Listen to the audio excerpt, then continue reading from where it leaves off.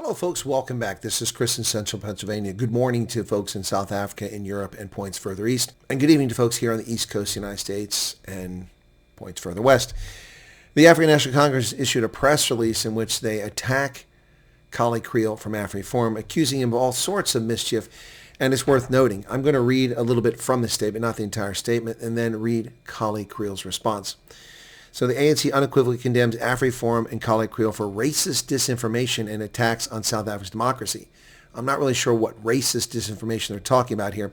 So a difference of opinion is now racist in South Africa, according to the ANC's political apparatus.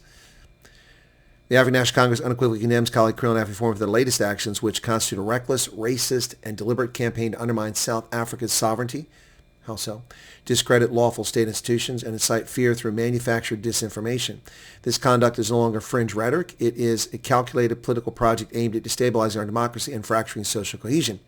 And I would flip this and tell them they should look in the mirror because that's what they're doing. The lawful intervention by the Department of Home Affairs against unauthorized foreign nationals operating illegally in South Africa has been cynically distorted by AfriForum into a false narrative of racial persecution. It's not a false narrative. I have interviewed several witnesses and have heard from dozens of witnesses who were present who felt intimidated, heard racial slurs spewed at them by officials who purportedly from Home Affairs in a raid that occurred at Woodmead on the 16th of December, Reconciliation Day, a public holiday. That's not disinformation. That's a fact, something that the U.S. government is aware of. So it's not disinformation. You don't like the information, then you shouldn't have committed the actions and you wouldn't have this problem. You should get better control of your agents instead of having them call people names. Just do your job and get it done. Go after the illegals and stop harassing American diplomats and law-abiding South African citizens. They said this is not a misunderstanding of facts, but an intentional attempt to poison public discourse, incite racial hysteria, and portray South Africa as a hostile state to external right-wing networks. Such behavior is unpatriotic and dangerous. I don't really know what that gobbledygook is. Poison public discourse by reporting the facts. See, this is what happens in fascist states. The state actor doesn't like when people tell the truth about their actions. Now, this is a political party. This is not the government of South Africa that's issuing this. We should make that distinction. This is from the African National Congress, not the government of South Africa. So we should make that distinction. But this political party is slandering and attacking Kallie Kriel. AfriForum has once again chosen a posture as a conduit for foreign political interests instead of a responsible organization rooted in South Africa's constitutional reality. Folks, I can tell you with pretty damn near 100% confidence that AfriForum has nothing to do with the U.S. government's actions or its statements in this matter. No. The U.S. government was present. Its diplomats were present when this event took place. Its diplomats were harassed, illegally detained, and their documents copied. And then someone doxed them to the public, putting a diplomat's life, an official of the U.S. government, in jeopardy. This happened. There's no matter of dispute on this. The government itself admitted that they did a sting operation, a raid, which was wholly unnecessary.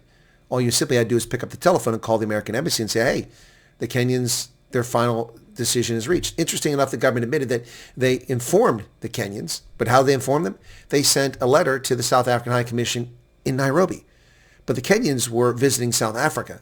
How in God's green acre are Kenyans supposed to get a letter sent to the South African High Commission in Kenya, which presumably was given to the Kenyan government?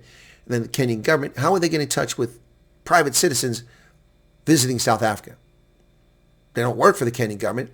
So it's impossible to get that message saying that your final request for a volunteer visa so that you can work here is turned down. So that's just bogus. So there's no disinformation here. This is information from your own government. The South African government admitted to the raid. The South African government admitted that it was a sting. The South African government said they had intelligence that illegals were working there. But what's odd is this is on a public holiday, Reconciliation Day. Why is this happening on Reconciliation Day? When have you ever seen Home Affairs in uniform raiding zama-zamas, raiding tuck shops or spaza shops in South Africa or hostels? I've never seen it. I'm not there on every Reconciliation Day, I'll admit that, but I've never seen it. Have you? The ANC calls the people of South Africa to rise and defend our democracy. Your democracy is not at risk from Kallie Kriel or the truth. You shouldn't hide from the truth. Rejecting AfriForum's racist disinformation campaign. There's no racism there. Racism is advocating one race over another. What is racist here? Simply reporting that people were harassed, which is true. We call on workers, youth, faith communities, progressive Afrikaners, and all peace-loving South Africans to refuse to stay silent in the face of provocation. The provocation was committed by Home Affairs, not by AfriForum or Kallie Kriel. The The provocation is this letter from the ANC calling Kallie Kriel a racist. That's criminal injuria. That's a criminal act in South Africa. It's slander. They have no evidence of racism here. This is a political party that's quickly losing the plot. Apparently, dropping to 40% of the popular vote for the 38% of the eligible 42 million voters who bothered to vote wasn't enough a signal to the ANC that they need to adjust their ways. We further call on South African government to act firmly and decisively within the law against any organization or individual that persistently undermines constitutional institutions. Who's undermining constitutional institutions? Kallie Kriel exercised his rights under the South African Constitution, specifically Section 16 to Section 18. There's no undermining democracy. Does the Constitution mean something in South Africa? You've been proud of beating your chest for 30 years. It's the most liberal constitution in the world. Well, is it liberal or is it just a talking point? South Africa is forged through courage, solidarity, and shared commitment to justice and belongs to all who live in it. It doesn't. It doesn't. You obviously don't think it belongs to Kallie Kriel. The ANC will not allow racist disinformation to reverse our gains or drag our nation backwards. Again, what racist disinformation? You've not stated one thing that's racist. You just call him a racist. You don't offer anything that says he said something racist here. If you want us to believe that he's a racist, then show us what he said that's racist. Show us the position he advocated that's racist. When did he advocate something more for one group over another? I'm not aware of it. Maybe I missed it. I'm willing to listen. Please tell me when. Simply calling a person racist doesn't make them racist. Disagreeing with someone doesn't make them racist. Being opposed to transformation, which is a dog whistle for black supremacy, doesn't make you racist. The people must speak out, defend their nation, and mobilize against such elements. Mobilize? What is this, a call to arms? Mobilize? Are you terrified of a single person exercising their democratic rights in a constitutional democracy in South Africa? You keep talking about how South Africa is a sovereign nation and they won't bow to a foreign interest. But are you going to abrogate your constitution because you don't like what someone says? So that's the African National Congress. In response, Kallie Kriel had something to say. The ANC's leadership's attempts in this media statement to intimidate me personally with blatant lies and in the process to place my personal safety at risk expose the ANC as a party that is increasingly undermining democratic principles and basic human rights. Unfortunately, there are also some of the media, such as Peter Dutoy and Adrien Basson from News 24, who are actively participating in the ANC's intimidation efforts. This intimidation will, however, not force me or AfriForum into silence. On the contrary, it motivates us to fight even harder for the sake of everyone in the country for the protection of human rights. The struggle for human rights and the country necessarily includes resisting the ANC's corruption, maladministration, and its attempts to turn South Africa into another Zimbabwe through expropriation without compensation. It would be disloyal to the country not to fight to prevent the kind of suffering to which Zimbabweans have been subjected from being repeated in South Africa. AfriForum will continue to oppose, among other things, the Bella Act, which threatens the continued existence of Afrikaans schools and consequently Afrikaans cultural communities. Further, we will not rest for as long as President Z.A. Ramaphosa and other ANC leaders refuse to unequivocally condemn Kill the Boer chant as a call for ethnic violence against Afrikaners. And that is Kallie Kriel's statement in response. Measured, accurate, legitimate, not a racist thing said in there.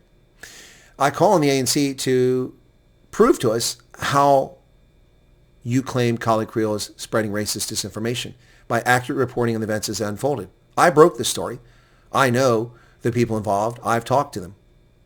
But your media haven't. They're not interested in talking to the people there. The U.S. government has stated its position, and it's clear. Its officials being doxxed in the public by someone after his documents were copied that day at that event, at that venue, is unacceptable. It places his life in jeopardy. And the United States has threatened serious consequences. That's the U.S. government, not me. I have no consequence for South Africa's government. I have no interest in making any such claim. But the ANC is calling Kallie Kriel a racist. Prove it. If it's true, then we'll talk about it. What say you, South Africa? Mzansi. Merry Christmas.